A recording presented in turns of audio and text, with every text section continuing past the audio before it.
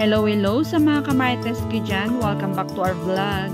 Latest chika natin kay Rufa Gutierrez na nagiging emotional nga kasi nararamdaman niyang mag-isa na niya ngayon. Ayan.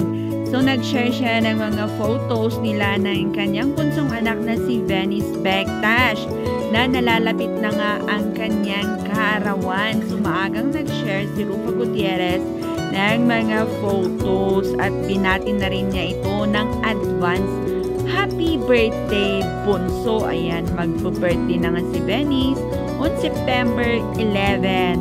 Magti 20 years old na siya. Sobrang namimiss na niya ang kanyang anak at sabi pa nga niya, kasama na lang niya doon is ang kanilang fur babies na sina Nala at Azuki at sinabihan pa nitong tawagan siya everyday. Ayun. So, ngayon lang kasi mangyayari na mag-stay for a longer time si Venice sa Texas kasi nga doon na siya nag-aaral ng college kaya new adjustment para kay Rufa Gutierrez.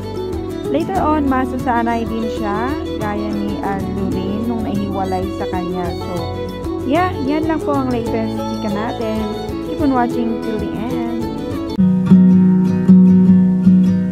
Trying to explain, it's like I'm half awake, waiting for